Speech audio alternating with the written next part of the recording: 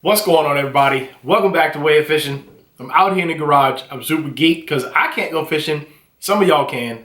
I gotta finish this boat. Shooting these videos tonight. They're gonna come out tomorrow. And this video, what would I be throwing right now if I was fishing? Right now, if I was fishing. So I did the other video and told you guys what I caught all my big bass on. Spring fishing, you can catch a big fish, but you're not always gonna catch a big fish. So sometimes it's about catching a bunch of 12-inch little pre-spawn buck bass, little males that's up there running around. Sometimes it's catching that big fat girl. Sometimes it's just fishing. So 3/8 ounce black and blue jig. I wouldn't pretty much all year long, but springtime, I would never be caught without one of these tied on. 3/8 ounce black and blue jig with a Zoom chunk trailer. And if you're interested, I make these myself. Message me. If you already messaged me, I'm sorry I lost your message. I know there were about 5 of you that wanted jigs. My bad. Hit me up and I'll give you the pricing and everything so you can get you some jigs. A 3/8 ounce swim jig. Swim jigs are not the same as flipping jigs, but again, I make these myself as well. If you want them, hit me up. I fish it with a rage chunk on the back of that. I typically throw white or some variation of white. Part of throwing a swim jig for me is being able to see it. The only other color that I will throw other than something that looks like a shad would be something that looks like a bluegill. So that's a crawl brown, orange, blue, and then this is just like green with some flake. The other thing that I will be throwing in the springtime, deep diving crankbaits, but not just any deep diving crankbait. Specifically, and you can't get this anymore, I've got a bunch of these. This Rapala, I think that's like a number 8. If you can find this color, it's like a gold and a black back with that color right there is money. That and the red crawl. They're both about the same size, but these very good baits in Virginia in March. So when you're talking water temperatures in the 50s, coming up to that pre-spawn, fishing these on points, rocky points, especially like on Gaston and Kerr, these baits are unstoppable. I've shad wrapped number 7, number 8s in the gold or crawl pattern. The other thing which you also can't get anymore is a cotton cordell Wiggle O. The Wiggle O is money. That is a magical bait. Once they stopped making them, I just kind of went on eBay and started grabbing those up. But both of those baits are going to go, if I recall, 6 to 9 feet, somewhere in there, depending on the line size you choose. That's a Storm Arashi flat. I love the Storm Arashi baits. That big spotted bass I caught in January was on an Arashi. And then I love baits that are in the sexy shad color in springtime. But a deep diving bait, I like to throw quiet ones early in the season, but a deep diving bait, you want to be close to the bottom on those points and you want to be going slow, and stop and go retrieves are money. If you can find it, this unit that's all tangled up is a Norman Deep Tiny N. It's made for crappie. When it comes time for pre-spawn fish that are just moving up, that little bait on 10-pound test, it's kind of hard to throw. You got to have a little bit of skill, but that thing will catch fish. That thing catches fish, and it's not catching 12-inch fish. I've gotten 3.5s. Repeatedly, I went down this one bank in Grassy Creek on Kerr, and I probably picked up 5 fish, 1 3/4 and 2 3/4 in one little stretch on a stop and go retrieve, throwing that little bait. And that's kind of pretty much it for the deep divers that I'm going to throw early spring. One of the other things that I'm always going to have tied on in the springtime, this is one of my favorite baits to throw, period, hands down, bar none, like all day, is that square bill crankbait. Haha, yes I did. Boy, it's throwing it up in wood and cranking it really slow and snaking it through the tree, or hitting it and you feel it hit that stump and you pause and the rod goes the other way, or you just grind that lip in the gravel on the bottom. Man, square bill crankbaits, money. I've got them in all kinds of sizes. That is a absolute giant of a bait right there. These little teeny small ones, I don't know what I would call a regular size one. Color, it's your choice. I've covered color. I got a video on crankbait color that's about to drop on discounttackle.com's YouTube channel. Please make sure you subscribe and watch my content there. But I talk about color specifically as it related to these crankbaits. So you can go over there and watch that video, square bill crankbait. Don't leave home without it. So let's see, what have we covered? We covered swim jig and flipping jig and deep diving crankbait and square bill crankbait. This was in the other video. I never leave home without this, but in the springtime when fish are up shallow, if your fish are in 4 feet of water or less and you don't throw this, this elicits heart-stopping strikes. Like twitch, twitch, twitch, and then just all of a sudden, out of nowhere, death to that worm. Just annihilation, it's gone, and you have to tell yourself not to set. You gotta give them a second. A lot of times they'll grab the tail or they grab it crossways, but you gotta give them a little bit of a second, and then you hammer them. I have seen, I caught 8 on this, but I have seen 6, 7s just annihilate this worm.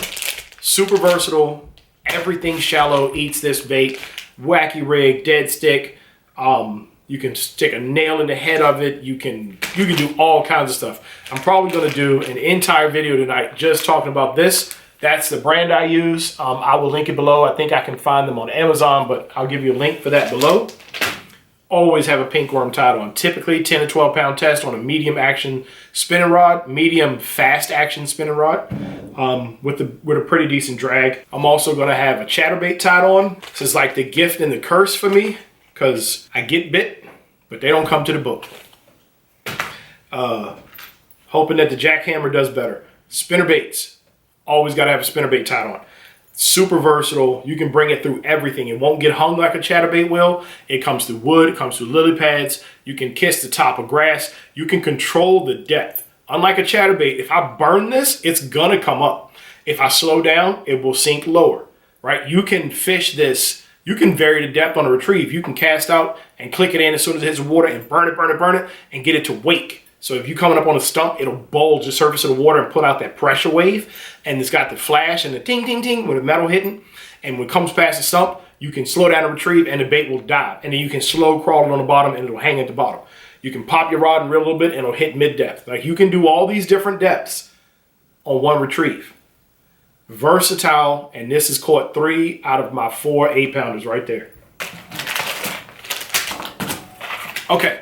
So the other thing that I'm always gonna have tied on in the springtime, and once again, this is a bait I fish all year long for every species of bass in every cover type. 40 feet of water to a foot of water. Grass, wood, lily pads, bridge pilings, docks, skipping, just stuff. I mean, this bait.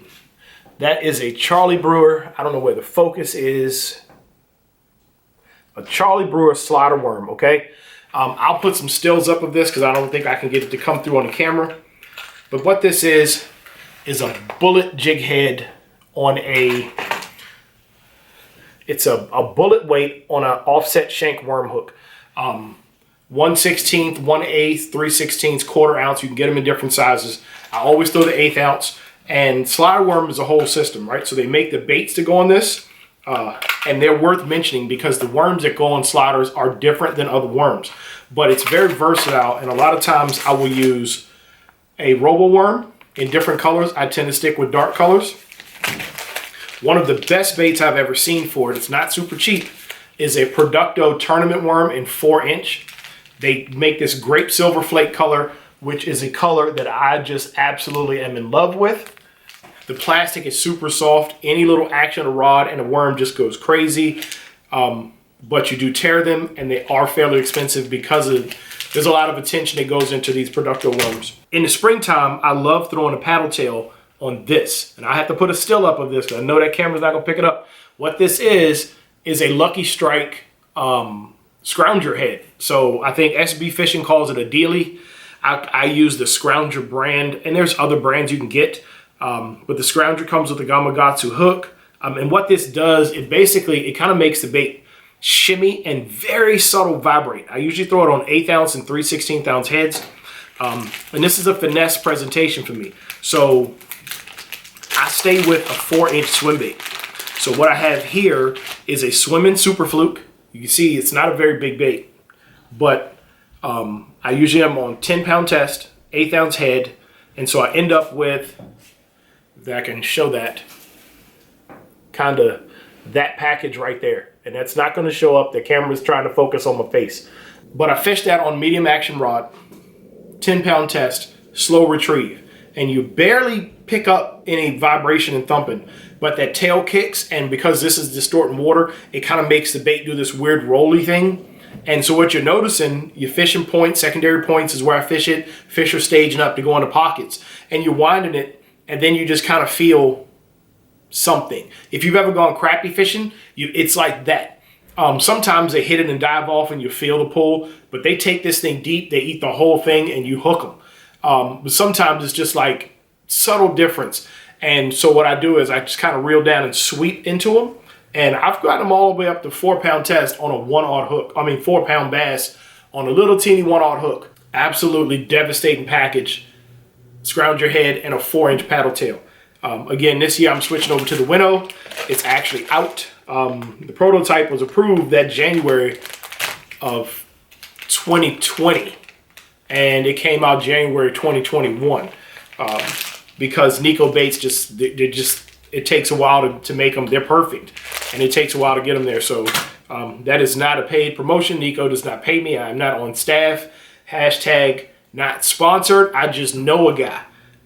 So I work with Scott directly, and I'm privileged that he picked me to help him test those prototypes. So sorry I lost it, Scott. But now everybody can get one because they make them. So I will link Nico baits below. And you can go find some scroungers. I'll see if I can find them. They've been kind of hard to get since. Oops. I'm gonna edit that out. It's technically a bad word for YouTube. So let's see, what else did we do? We did that, we did that, we did that, we did that. And that's actually all of my main baits for spring. Huh. I did it. Maybe this spring I'll throw, I have a 10-inch jointed, what do you call those things? Swimbait.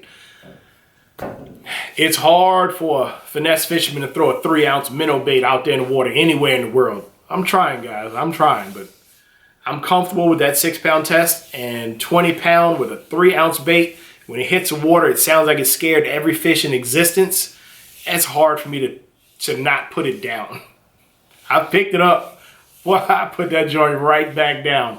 So I'm trying. But thanks for watching Way of Fishing. Get out there and fish your way. I'm out.